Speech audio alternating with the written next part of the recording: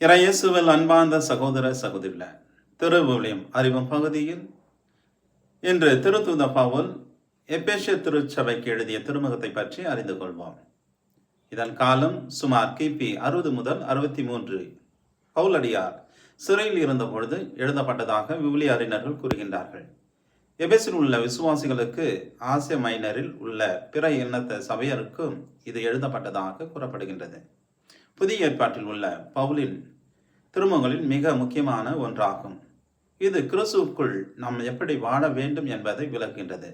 விசுவாசிகளின் நிலை, திருச்சபையின் ஐக்கியம் மற்றும் கிறிஸ்துவ நடைமுறை வாழ்க்கை பற்றி இந்த திருமுகம் விளக்குகின்றது. திருமுகத்தின் மையப்பொருள்: கிறிஸ்துவுக்குள் நாம் எப்பொழுதும் ஐக்கியமாக வாழ வேண்டும். இன் கிரைஸ்ட், கிறிஸ்துவுக்குள் என்ற வார்த்தை இந்த திருமுகத்தில் அடிக்கடி பயன்படுத்தப்படுகின்றது. இது கிறிஸ்துவோடு விசுவாசிகள் கொண்டுள்ள இணைப்பை காட்டுகின்றது. இரண்டாவது, திருமுகத்தின் அமைப்பு. எபேசிய திருமுகம் 6 அதிகாரங்களை கொண்டுள்ளது. இதை 2 முக்கிய பகுதிகளாக நாம் பிரிக்கலாம். பகுதி 1, அதிகாரங்கள் 1 முதல் 3. விசுவாசிகளுக்கு கிறிஸ்துவில் கிடைத்துள்ள ஆவிக்குரிய ஆசீர்வாதங்கள் மற்றும் தேவனுடைய திட்டம் பற்றி இங்கே விளக்கப்படுகின்றது. அதிகாரங்கள் 4 முதல் 6. நாம் பெற்ற ஆசீர்வாதங்களுக்கு ஏற்றபடி கிறிஸ்துவர்கள் எப்படி வாழ வேண்டும் என்பதற்கான நடைமுறை அறிவுரைகள் இங்கே வழங்கப்படுகின்றது.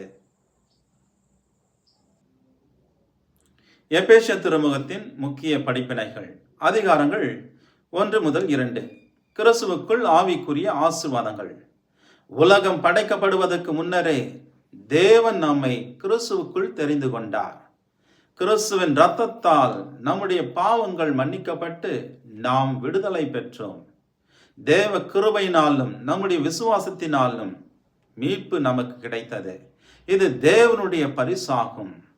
யூதர் மற்றும் யூதர் அல்லாதோரை இணைத்து தேவன் ஒரு புதிய மனித குலத்தை, அதாவது திருச்சபையை உருவாக்கினார். இரண்டாவது, அதிகாரங்கள் 3 முதல் 4. திருச்சபையின் ஐக்கியம் மற்றும் வளர்ச்சி. திருச்சபை என்பது கிறிஸ்துவின் உடல் என்பதால் விசுவாசிகள் ஆவியின் ஐக்கியத்தை காத்துக்கொண்டு அன்பில் வளர்ந்து முதிர்ச்சி அடைய வேண்டும் மற்றும் திருச்சபையில் பிளவு இல்லாமல் ஒரே உடலாக செயல்பட வேண்டும் என்பதை இப்பகுதியில் கற்பிக்கின்றார். மூன்றாவது, அதிகாரங்கள் 4 முதல் 5. புதிய மனிதனாக வாழ்தல். நாம் பழைய மனிதருக்குரிய இயல்பான பாவ இயல்பை கலைந்துவிட்டு புதிய மனிதருக்குரிய இயல்பான கிறிஸ்துவின் இயல்பில் நாம் வாழ வேண்டும். நம்முடைய பாவத்தை தவிர்த்து நம்முடைய வாழ்வு, வார்த்தை மற்றவர்களை பலப்படுத்துகின்ற வார்த்தையாக இருக்க வேண்டும்.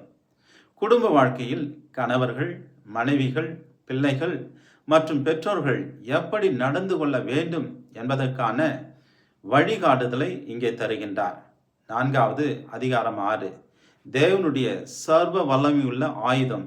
கிறிஸ்துவர்கள் பசாசின் தந்திரங்களுக்கு எதிராக நிற்க வேண்டும் என்றால் தேவனுடைய சர்வ வல்லமையுள்ள ஆயுதமான அவருடைய வார்த்தைகளை நாம் தரித்து கொள்ள வேண்டும். அதாவது சக்தியும், நீதி, அமைதி, விசுவாசம், ரட்சிப்பு ஆகியவற்றை நாம் தேவனுடைய ஆயுதங்களாக பயன்படுத்த வேண்டும் என்பதை இங்கே வலியுறுத்துகின்றார். இந்த திருமுகத்தின் முக்கிய இறைவார்த்தைகள் 2ஆம் அதிகாரம் இறைவார்த்தை 8 முதல் 9 கூறுகின்றது: நாம் கிருபையினாலே விசுவாசத்தை காத்துக்கொண்டு ரட்சிக்கப்பட்டீர்கள். இது உங்களால் உண்டானது அல்ல, இது தேவனுடைய ஈவு ஆகும். 2வது 4ஆம் அதிகாரம் இறைவார்த்தை 4-6 கூறுகின்றது: சரீரம் ஒன்றே, ஆவி ஒன்றே, ஆண்டவர் ஒருவரே, விசுவாசம் ஒன்றே, ஞானஸ்தானம் ஒன்றே என்பதாகும்.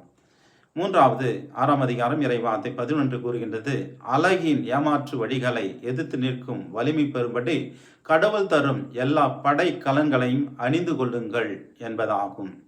முடிவாக எபேஸ் திருமுகம் நாம் யார், கிறிஸ்துவில் நமக்கு என்ன கிடைத்துள்ளது மற்றும் கிறிஸ்துவ முதிர்ச்சியோடு எப்படி வாழ வேண்டும் என்பதை நமக்கு விளக்கி கற்றுத் தருகின்றது. ஆகவே நம்முடைய விசுவாச வாழ்க்கையில் ஆண்டவர் தரும் அந்த உயிருள்ள வார்த்தையை நம்முடைய வாழ்வில் படைக்கலன்களாக நாம் தரித்து கொண்டு நம்முடைய விசுவாசத்தை காத்து கொண்டு அவருடைய கிருபையினாலே நாம் மீட்கப்பட்டோம் என்பதை உணர்ந்து விசுவசித்து வாழ இந்த திருமுகம் நம்மை அழைக்கின்றது. மீண்டும் திருவிவிலியம் அறிவோம் பகுதியில் சந்திப்போம். அதுவரை இறை ஆசீர்வாதங்களோடு இருப்போம். எல்லாம் வல்ல அன்பிறைவன் தந்தை, மகன், தூய ஆவியார் உங்களை ஆசீர்வதிப்பாராக.